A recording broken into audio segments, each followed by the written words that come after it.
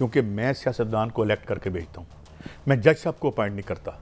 जज साहब को अपॉइंट किया जाता है कि लेजिस्लेशन जो कानून बनाता है पार्लियामेंट में, जो बाकी इदारों में लोग अपॉइंट होते हैं वो पार्लियामान में बने हुए कानून के तहत होते हैं।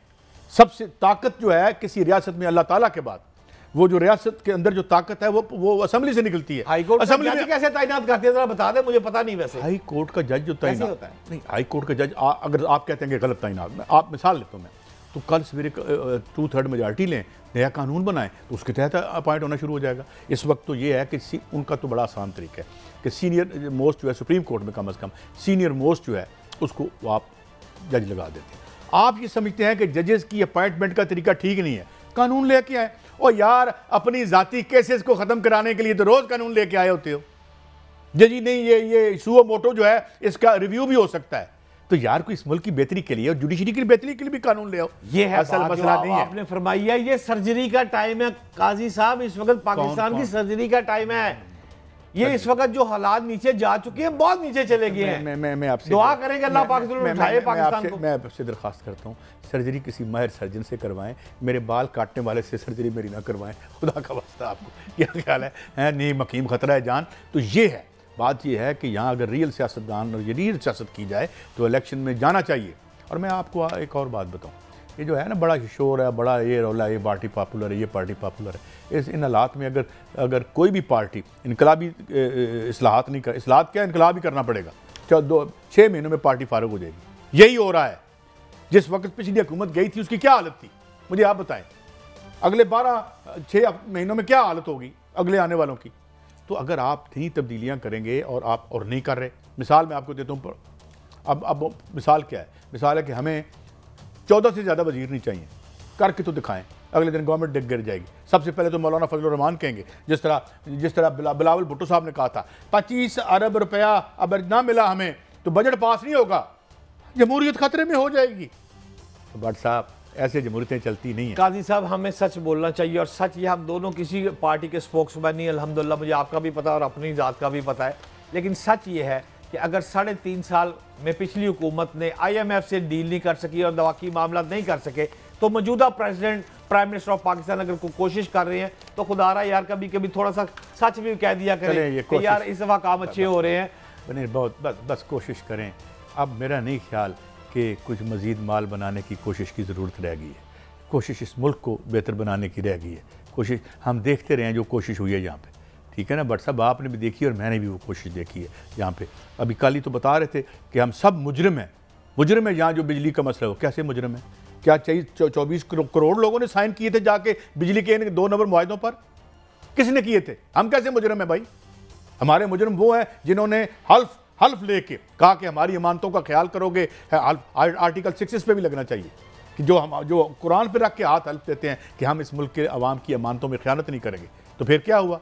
ये मुआहदे खोल के देखें, पता चल जाएगा किस किस ने ख़यानत की है। मगर मैंने अगली स्टोरी पे जाना है भट्ट साहब, ये है ये परवेज़ इलाही साहब बड़ी तकलीफ़ में है। उसकी क्या वजह है? उनके बेटे वही कुछ क्या उस पार्टी में से अब करना है उन्होंने, ये भी थोड़ा बहुत ऐलान कर दें, आ जाएँ बाहर, एक प्रेस कॉन्फ्रेंस करें। बुजुर्ग आदमी हैं, अल्लाह ताला उनको सेहत ज़िंदगी दे। काजी साहब सच्ची बात यह है कि मेरे बाइतमाद जो ज़राए हैं, खबर दे रहा हूँ कि परवेज़ इलाही वो जेल काट रहा है जो वाकई एक जेल है।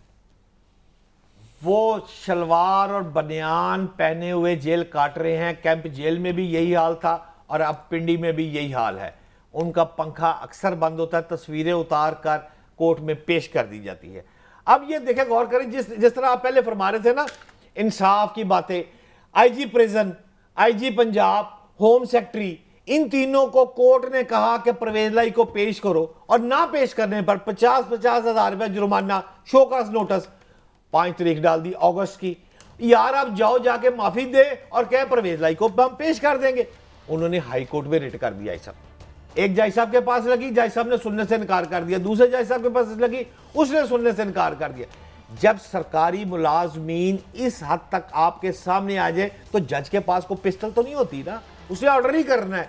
ये सारा मुल्क ही इस तरह चल रहा है। काजी साहब इस बात पे क्यों तवज्जो नहीं देते आप? तो आप भट्ट साहब, क्योंकि ये मुल्क आप चला रहे हैं तो इस तरह ना चलाएं ना, ठीक कर दें। आप चला रहे हैं नहीं, हम नहीं चला रहे यार, जो चला रहे हैं वो कौन है? आपके बड़े भाई। हुकूमत किसके है? आपके बड़े भाई चला रहे हैं। अल्लाह जन्नत मकानी वो तो है ही नहीं। मैं ये बात कर रहा हूँ कि ये लेकिन एग्जेक्टिव चला रही है ना, एक गवर्नमेंट चला रही है ना। अब गवर्नमेंट जो है अगर वो इस तरह कर रही है तो फिर मैं आपको इल्ज़ाम दूँ या अपने आप को इल्ज़ाम दूँ? वैसे तो मैं ये कहता हूँ कि मुनसिला साहब। अच्छा, वैसे मैं खबर दे दूं अगर आप इजाजत दें। जरूर दे। आज ये काम जो है ना, इस वक्त नैब का शिकंजा जो कसा जा रहा है, ये खाली चौधरी परवेज लाई पे सख्तियां जो हो रही हैं, ये काम यहां नहीं रुकना काजी साहब। ये काम अब आगे बुशरा बेगम की तरफ जा रहा है और ये काम साबिक वजीर आजम की तरफ भी जा रहा है। अब ये काम परवेज लाई, बुशरा बेगम और साबिक चेयरमैन साहब की तरफ जो जा रहा है, और ये मैं आपको 4 हफ्ते कह रहा हूं, अब ज्यादा नहीं है, अब डू एंड डाई है। साहब बात सुने, ये पहले किधर जा रहा था? तो डॉक्टर रिजवान मरहूम वाला किधर मामला था, वो किधर गया था? क्या बना उसका? किसी ने कंटेस्ट किया? फर्द जुर्म किसी ने आयद होने दी? अच्छा साहब छोड़े, किन कार में कोई ये काम होगा इसी अंदाज में किसी और जन्म में या किसी और गवर्नमेंट में होगा, यहाँ कुछ नहीं होगा। तो बड़ा मगर सवाल ये है कि मैं समझता हूँ कि मोहन सलाई साहब को इतनी जिद नहीं करनी चाहिए। क्या ख्याल है? क्योंकि चौधरी साहब एक बहुत शरीफ आदमी है और उनको बिला वजह उन्होंने नहीं, ये इसमें तो कोई शक नहीं कि चौधरी परवेज लाई के साथ जो इस वक्त हो रहा है वो जुल्म है, ज्यादती है। 77 ईयर ओल्ड। और मोहन सलाई साहब से भी मैं आपके तवज्जुह से ये दरख्वास्त करूंगा कि खुदा का वास्ता है, अब या तो उनको मसला हल करना चाहिए या पाकिस्तान आगे गिरफ्तारी दे देनी चाहिए। चले आगे बढ़ते। अच्छा, बट एक और भी खबर आ रही है कि ये जो इस्तेकाम पाकिस्तान पार्टी बनी थी, इसमें से भी बहुत से लोग अब इसके अपना जिसे अंग्रेज़ी में कहते हैं अबंडनिंग द शिप, वो भी छोटी छोटी किश्तियों पे बैठ के किसी कोई और साथ शिप तैयार हो रहा है। क्या मामला है इसमें? क्या खबर है आपके पास? देखिए जी, बात यह है कि 2 पार्टियां जिनको आप इस्तेकाम पाकिस्तान पार्टी कह लें या परवेज खटक की पार्टी कह लें, ये दोनों पार्टियां जो हैं ये किंग्स पार्टियां हैं।